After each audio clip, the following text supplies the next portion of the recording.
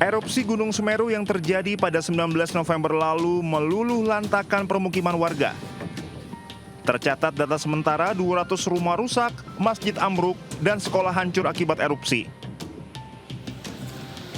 Kini 192 warga masih bertahan di posko pengungsian di SMP 2 Pronojiwo. Di hari kelima pasca erupsi Gunung Semeru, para pengungsi kini cemas atas nasib mereka ke depan. Ke depannya itu yang mau macam pemerintah ada perhatian di sini, mau ke tempat yang pernah kita tinggali. Hasan adalah salah satu warga yang rumahnya rata dengan tanah. Tidak ada harta benda yang ia bawa. Sementara itu kebutuhan di posko pengungsian pun belum semuanya terpenuhi. Itu yang dibutuhkan pertama adalah matras. Matras untuk tempat tidur, selimut, jadi akomodasi alat-alat tidur. Terus kemudian pakaian. Untuk pakaian juga mohon juga yang layak. Ini berbeda dengan tahun-tahun sebelumnya. Karena tahun ini banyak penyintas yang benar-benar kehilangan rumah dan seisi rumahnya. Rumah beserta harta benda para pengungsi lenyap diterjang awan panas dan banjir lahar Gunung Semeru. Korban erupsi pun menanti bantuan baik dari pemerintah swasta maupun swadaya masyarakat di sekitar Lumajang. Dari Lumajang, Jawa Timur, Yayan Nugroho Anyus melaporkan.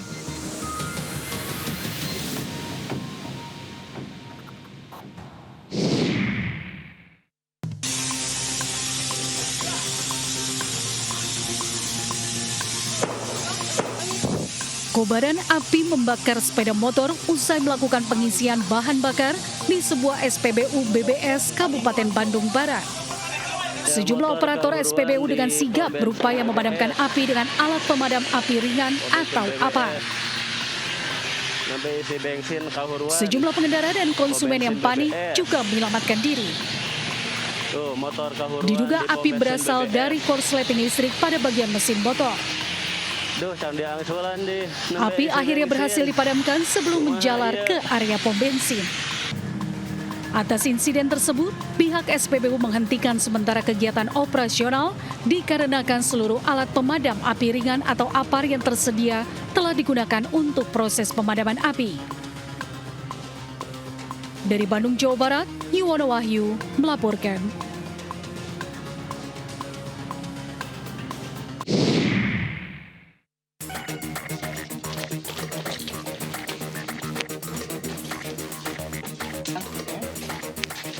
Tim gabungan TNI Angkatan Laut Lanal Tanjung Balai Asahan menyergap seorang pria yang dicurigai membawa narkoba saat tiba di Asahan. TNI melakukan pemeriksaan di badan dan barang bawaannya. TNI mendapati 2 bungkus kristal putih diduga sabu dari dalam tas yang sudah dimodifikasi. Pria warga Madura, Jawa Timur ini merupakan pekerja imigran Indonesia non-prosedural. Pelaku mengaku barang ini dititipkan teman kerjanya untuk dibawa ke Jawa Timur.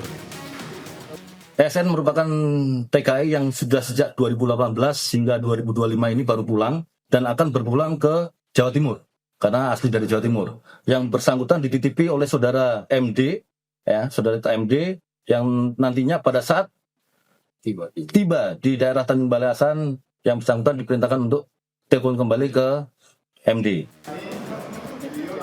Tersangka merupakan jaringan terputus. Guna penyelidikan lebih lanjut, barang bukti 1,5 kg sabu diserahkan ke Sat Narkoba Polres Asahan.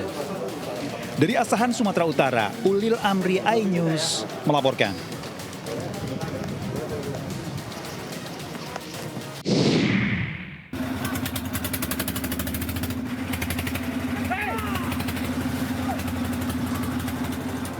Dua pria yang menumpang sampan kayu terlihat terus berupaya menjauh dari perahu yang digunakan polisi di perairan Laut Asahan.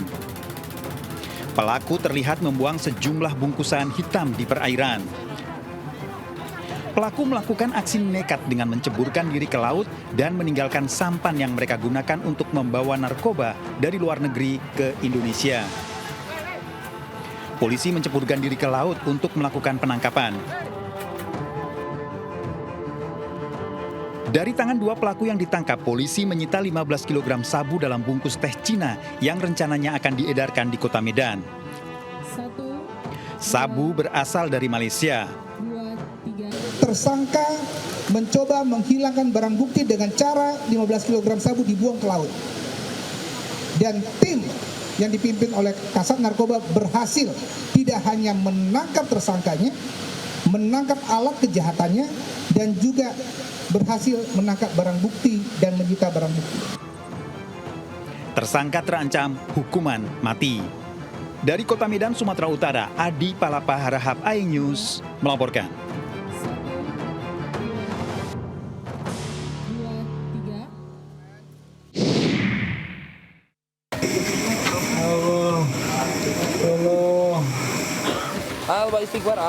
Istighfar. Inilah rekaman video warga saat pelaku terluka usai membegal pengemudi ojek online di Jalan Pengleseran, Kabupaten Sukabumi. Pelaku terluka diduga akibat senjata tajam yang digunakan saat berduel dengan korban. Kejadian tersebut bermula ketika pelaku meminta korban untuk mengantarnya ke wilayah Cikembar secara offline. Namun saat di tengah jalan, pelaku meminta korban berbelok ke tempat sepi untuk mencari mobil travel temannya. Di tempat sepi, pelaku menjatuhkan korban di pinggir jalan dan langsung menyerangnya dengan senjata tajam. Duel antara keduanya pun tak terhindarkan. Pelaku dan korban terluka, namun motor korban berhasil dibawa kabur pelaku. Berjarak 2 km, pelaku kesakitan dengan luka yang dialami dan warga yang melihat langsung evakuasi ke rumah sakit. Tak disangka di rumah sakit yang sama korban menjalani perawatan medis akibat luka saat berduel dengan pelaku. Saya di pinggir Pak, kan saya udah diperban. Udah beres perban, dia muncul.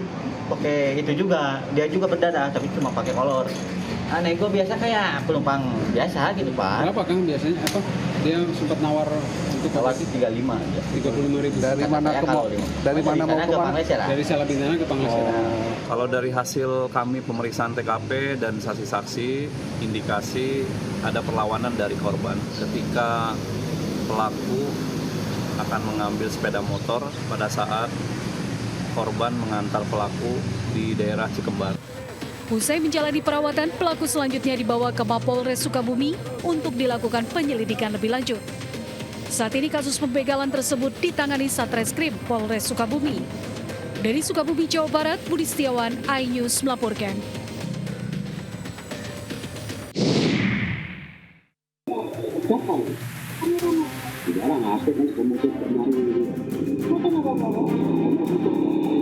Rekaman CCTV menunjukkan aksi seorang pria Parubaya mendatangi sebuah kios pedagang minuman di tepi Jalan Raya Desa Tambak Rejo, Jombang, Jawa Timur.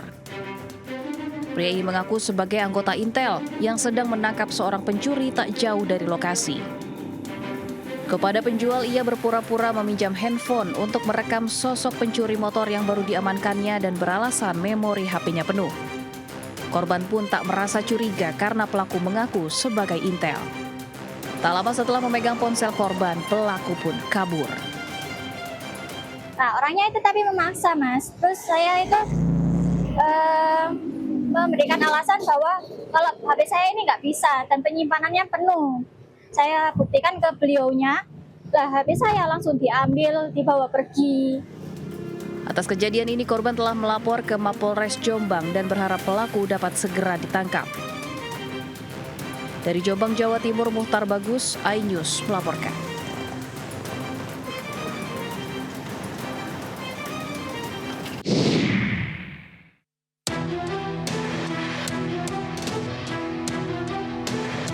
Inilah detik-detik sebuah mobil menabrak sebuah kafe di kompleks SPBU di Danau Payan, Bulu, Temanggung.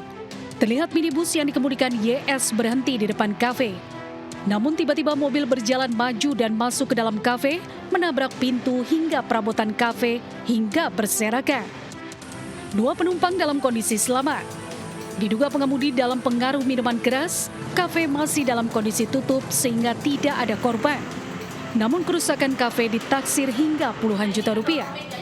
Jadi kita sudah closing, terus tadi itu ada mobil yang parkir di depan outlet kita dan nggak tahu kenapa itu bisa masuk ke dalam. Untuk bertemu dengan sopir itu tadi keadaannya katanya nggak bisa buat mengemudi dan itu untuk temennya yang bisa mengemudi itu dalam kondisi mabuk, Kak. Kasus kecelakaan ini masih dalam penyelidikan polisi. Dari Temanggung, Didik Dono Hartono, iNews melaporkan.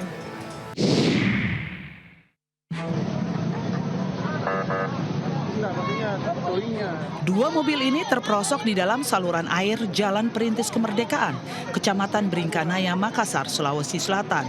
Sebelumnya, minibus berwarna putih melaju dari arah Maros menuju ke pusat kota Makassar. Namun naasnya saat melintas di Jalan Perintis Kemerdekaan, kendaraan berwarna putih ini diduga oleng ke kiri kemudian menghantam mobil berwarna hitam yang terparkir di pinggir jalan. Kerasnya hantaman membuat mobil berwarna hitam milik driver online langsung terguling dan terjatuh ke dalam saluran air. Sementara mobil penabrak mengalami kerusakan di bagian depan dan nyaris masuk ke dalam saluran. Tidak ada korban jiwa dalam peristiwa ini. Unit Gakum Polrestabes Makassar yang tiba di lokasi langsung melakukan olah tempat kejadian perkara dan memeriksa sejumlah saksi, termasuk melakukan proses evakuasi yang dibantu oleh petugas damkar dengan menarik kendaraan dari dalam saluran air. Yang tabrak itu mobil dari arah Maros, jadi diperkirakan di atas kecepatan rata-rata tinggi sekali memang anunya. Jadi sehingga dia tabrak ini mobil tinggal. Nah, mobil yang ditabrak itu langsung terguling turun ke drainase. Nah, untuk sopirnya yang menabrak itu baik-baik. Ya, baik-baik semua. Jadi penumpangnya itu memang full satu keluarga di atas. Ada berapa orang itu, Pak? Sekitar 5 atau 6 orang. Hingga saat ini kedua kendaraan yang ringsek telah berada di posko unit Laka Lantas Polrestabes Makassar Citra Sudiang dan polisi masih menyelidiki penyebab pasti kecelakaan.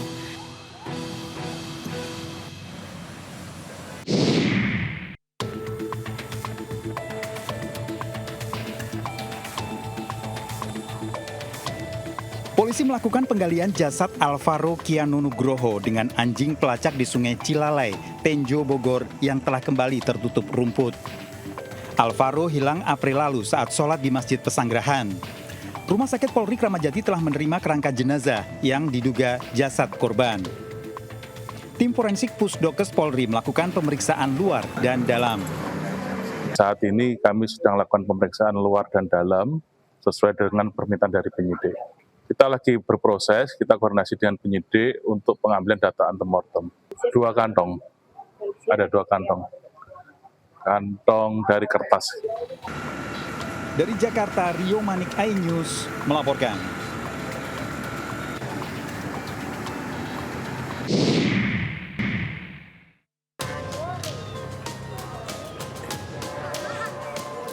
Tim penjinak bom Gegana Polda Metro Jaya melakukan identifikasi dan rekonstruksi bahan peledak yang ditemukan di Kampung Ujung Harapan, Kelurahan Bahagia, Kecamatan Babelan, Kabupaten Bekasi, Jawa Barat. Polisi memastikan ledakan berasal dari mortir berukuran besar hingga menewaskan seorang pengepul barang bekas. Meski demikian, polisi belum bisa menentukan jenis dan ukuran mortir yang meledak. Dari hasil penyelidikan sementara, mortir didapat korban dari hasil memulung. Polisi menduga korban sengaja memotong mortir karena faktor ketidaktahuan. Dia dapat mortir hasil olah TKP dari tim Cibom, adalah jenis mortir, dan digerinda, kemudian terjadi ledakan dan mengenakan kepada korban. Sebelumnya warga Kampung Ujung Harapan Kecamatan Babelan, Kabupaten Bekasi, Jawa Barat tewas mengenaskan usai terkena ledakan benda misterius. Peristiwa bermula saat korban yang kesehariannya sebagai pengepul barang bekas menggerinda barang misterius yang diduga mortir di halaman samping rumahnya. Ledakan yang cukup keras juga sempat membuat warga sekitar panik dan sempat berlarian menyelamatkan diri. Dari Kabupaten Bekasi, Jawa Barat, Ahmad Jauhari Lutfi, iNews melaporkan. Ada maling kabel nih. Bang, tolong tindak ya bang. Di Jalan Kalis Kestaris, belakang Indosiar. Warga dari Kejauhan merekam aksi seseorang yang melakukan pencurian kabel milik perusahaan listrik negara atau PLN di Jalan Kalis Sekretaris, Kebonjeruk, Jakarta Barat. Ada 3 orang. Tampak salah satu pelaku tengah memotong jalur kabel yang melintang di atas jembatan aliran kali. Kondisi jalan yang sepi membuat pelaku leluasa melakukan aksi pencurian.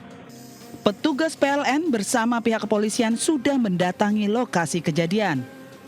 Sih nggak pernah sih. Kayaknya kejadiannya malam hari atau mungkin sampai pagi. Kalau pagi kan memang masih sepi. Kalau kita kan buka lapak 7:30, jadi nggak tahu. Ya kalau jam-jam ramenya tuh kan orang berangkat sekolah itu jam 6 lewat. Saat ini kepolisian dari sektor Kebonjeruk dan Jatanras Polres Jakarta Barat masih melakukan penyelidikan terkait pencurian kabel di aliran kali Sekretaris. Dari Jakarta, Miftahul Gani, iNews melaporkan.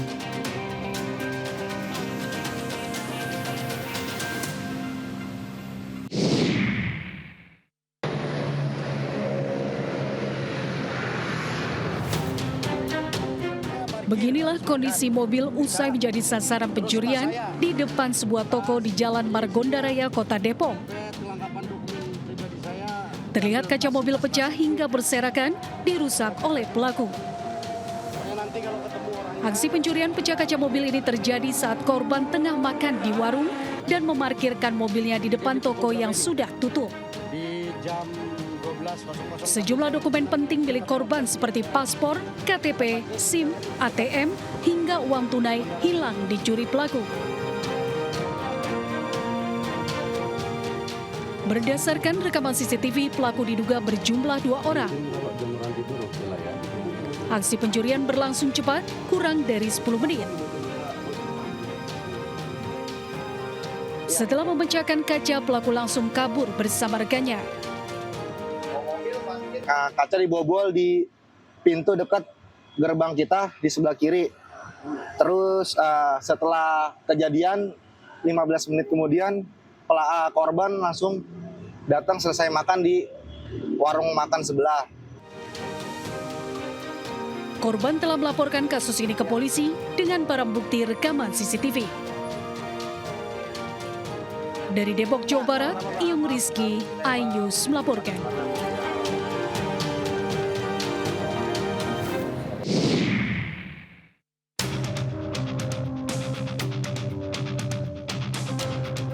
Dalam rekaman kamera CCTV, 2 pelaku datang menggunakan sepeda motor ke Jalan Rawa Mangunmuka, Pulau Gadung, Jakarta Timur. 1 pelaku turun dan menyasar motor yang diparkir khusus warga Rawa Mangunmuka.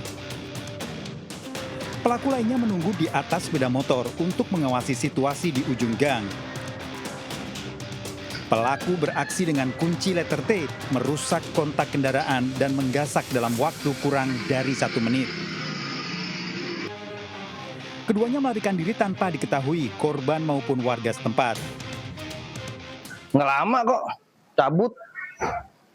Masukin kunci, langsung cabut dia, ngegeber. Udah dikira juga menjaga di situ yang punya motor. Pas dikira yang punya motor nih, itu ngebut begitu. Nah dia langsung kesini, kok tuh orang ngebut. Nggak taunya hilang. Korban telah melaporkan ke polisi dengan barang bukti rekaman CCTV. Dari Jakarta, Rio Manik, iNews melaporkan.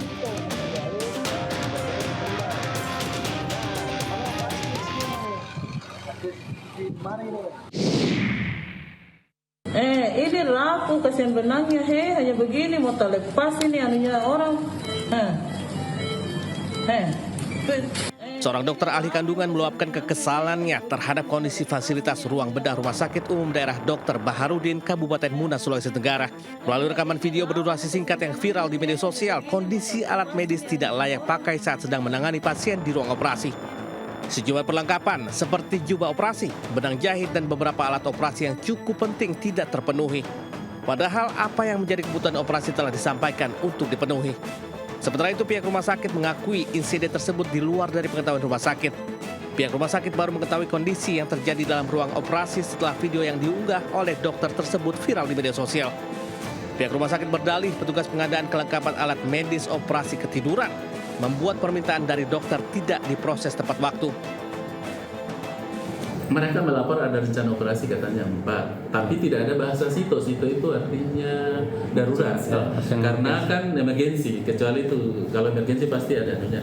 Nah, yang disudahkan dari 15 kita punya set dan tiap tahun itu insya Allah kita mengadakan. Yang masih seluruhnya lengkap dan layak itu tinggal 7. Pasca viral, sang dokter masih enggan untuk klarifikasi baik dari awak media maupun undangan klarifikasi dari pihak rumah sakit.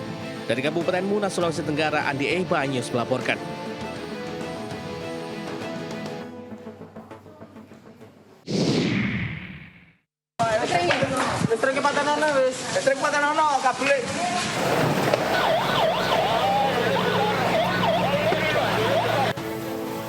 Sebuah mes karyawan di Jalan Beratang Binangun Gang 2 Kecamatan Gubeng, Surabaya, Jawa Timur terbakar.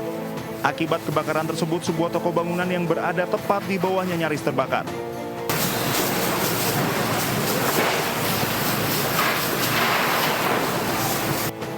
Empat 14 unit damkar dari Dinas Pemadam Kebakaran dan Penyelamatan DPKP Kota Surabaya yang tiba di lokasi langsung berupaya memadamkan api.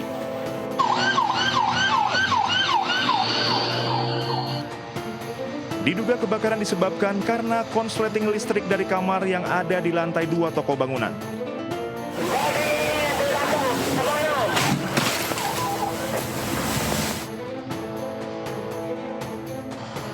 Tidak ada korban jiwa dalam kebakaran ini, namun kerugian diperkirakan mencapai ratusan juta rupiah. Dari Surabaya, Jawa Timur, Yuda Prawira, iNews melaporkan.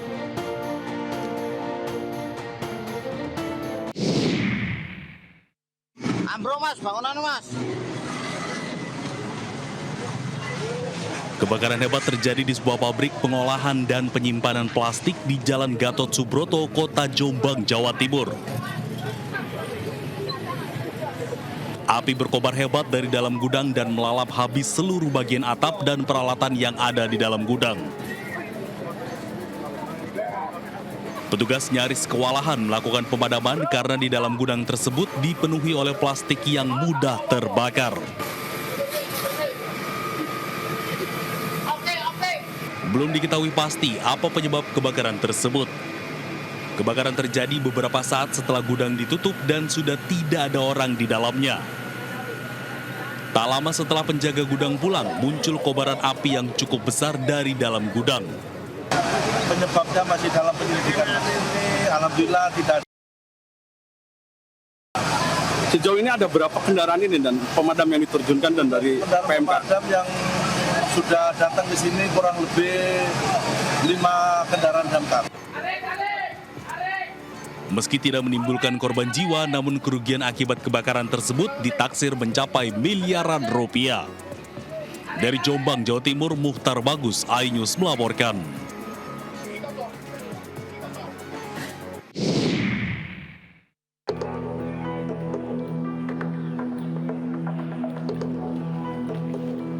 Seperti inilah banjir yang merendam Nagari Duku, Kecamatan 11 Koto Tarusan, Provinsi Sumatera Barat.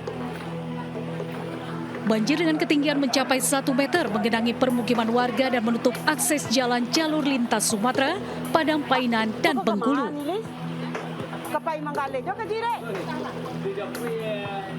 Tingginya intensitas hujan yang mengguyur kawasan pesisir selatan sejak 2 hari terakhir ini hingga Senin pagi mengakibatkan Sungai Batang Tarusan meluap hingga ke Jalan Nasional.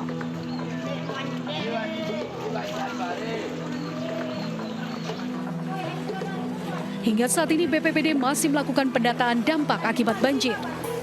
Untuk sementara arus kendaraan dari arah Padang menuju Painan dan sebaliknya dialihkan ke jalur kawasan Mande. Gadang kateh dulu Pak. Gadang aja kateh dulu. Inilah suasana dan kondisi desa Kedung Banteng, Tanggulangin, Sidoarjo. Sejak 2 hari terendam banjir akibat dampak hujan deras yang turun setiap harinya. Tidak hanya menggenangi jalan dan rumah warga, banjir juga masuk ke dalam sekolah dan menggenangi seluruh bagian ruangan sekolah di SMP Negeri 2 Tanggulangin, Sidoarjo. Pihak pengelola sekolah terpaksa harus memutuskan dan menutup aktivitas sekolah dan meminta siswa melakukan proses belajar mengajar secara online atau daring di rumah masing-masing. Proses ujian sekolah yang akan berlangsung pada minggu ini pun terpaksa harus dilakukan secara daring. Selain faktor intensitas hujan yang tinggi, penurunan permukaan tanah di kawasan Tanggulangin yang terjadi setiap tahunnya. Dari Sumatera Barat, Budi Sunandar, dan Sidoarjo, Jawa Timur, Pramono Putra, iNews melaporkan.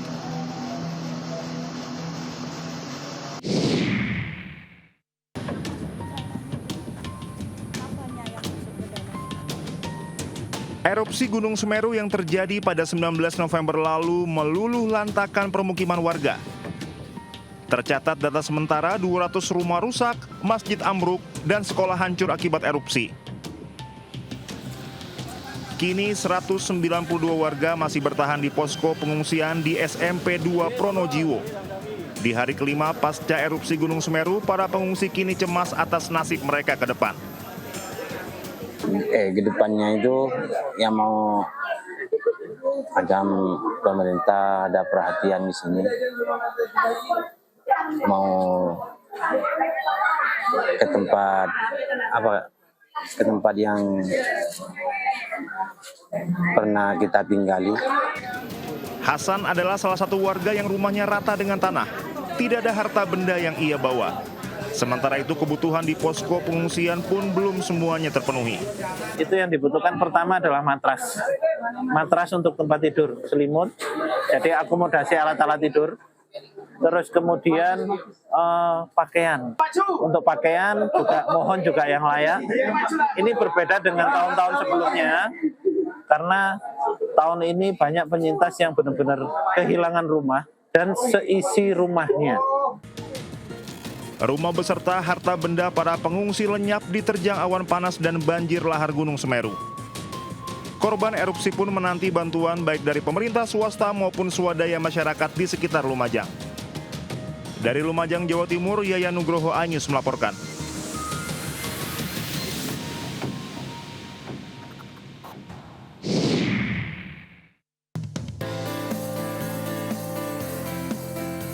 Puluhan siswa SD Negeri 5 Sayan, Ubud Gianyar, Bali bergembira dengan kehadiran MNC Peduli bersama Bali Children's Project yang membagikan buku cerita menarik serta mainan edukatif sebagai upaya menumbuhkan kebiasaan membaca sejak dini. Dalam kegiatan ini, anak-anak juga diajak membuat canang sari, ketupat, dan kelakat yang digelar dalam rangka menyambut Hari Raya Galungan. Tak hanya itu, siswa-siswi juga berlatih seni tari sebagai bentuk pelestarian seni dan budaya lokal. Beragam permainan edukatif atau games juga dihadirkan MNC Peduli untuk menambah rasa antusias sekaligus menjadikan proses belajar terasa lebih menyenangkan. Kami sangat senang kedatangan MNC Peduli. Ada games juga, saya menang gamenya. Kasih MNC Peduli. Semoga dengan bantuan yang diberikan dari MNC Peduli dapat meningkatkan literasi dan minat baca dari siswa-siswi kami. Terima kasih banyak. Program ini diselenggarakan untuk menjawab masalah rendahnya minat baca anak-anak di Indonesia, yang menurut data UNESCO masih tertinggal dibandingkan beberapa negara di Asia Tenggara. Kami memberikan beberapa buku sebagai kegiatan untuk menunjang literasi di sekolah ini, untuk memperkuat kegiatan perpustakaan. Dan ini juga bagian daripada memperingati Hari Anak Internasional. Untuk merayakan Hari Anak Internasional, di mana kami mengajak anak-anak untuk meningkatkan kreativitas mereka, literasi dengan buah tangan dari MNC Peduli berupa 100 buku dan berbagai macam hadiah games untuk anak-anak. Melalui kegiatan ini, MNC Peduli berharap dapat meningkatkan minat baca, kreativitas, serta kemampuan motorik anak-anak sejak dini. Dari Gianyar, Bali, Ketut Catur Kusumaningrat, iNews melaporkan.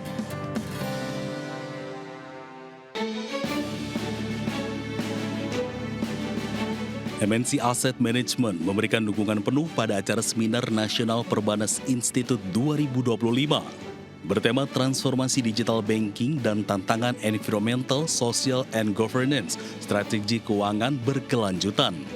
Partisipasi MNC Asset Management ini menjadi bagian penting dalam memperluas pemahaman masyarakat mengenai pengelolaan keuangan dan investasi yang berkelanjutan. Selain MNC Asset Management, acara yang digelar secara hybrid di Gedung Perbanas Institute Jakarta ini juga menghadirkan berbagai praktisi yang membahas tantangan serta peluang di industri keuangan modern. Amat sangat penting ya, literasi keuangan menjadi salah satu KPI yang diwajibkan oleh otoritas jasa keuangan. Kita minimum harus mengadakan 1 kali dalam 1 semester, di mana ini menjadi komitmen kami di PT MNC Asset Management untuk memberikan literasi keuangan sebanyak-banyaknya ke khalayak umum. Dalam artian ini kita bekerja sama dengan Perbanas untuk seluruh sivitas akademik Perbanas. Kehadiran MNC Asset Management pada Snap 2025 dinilai membantu membuka wawasan peserta mengenai pentingnya strategi keuangan yang berkelanjutan di era digital. Kolaborasi dengan MNC meningkatkan relevansi, itu nomor satu. Relevansi apa-apa yang kami harus hasilkan dalam hal SDM, dalam hal hasil-hasil penelitian yang diharapkan mempunyai dampak atau impact yang signifikan terhadap industri. MNC Asset Management dan Perbanas Institute berharap semakin banyak masyarakat, terutama mahasiswa dan generasi muda yang memahami pentingnya pengelolaan keuangan serta mendapat tujuan keuangan jangka panjang. Dari Jakarta, Riki Anwardi, iNews melaporkan.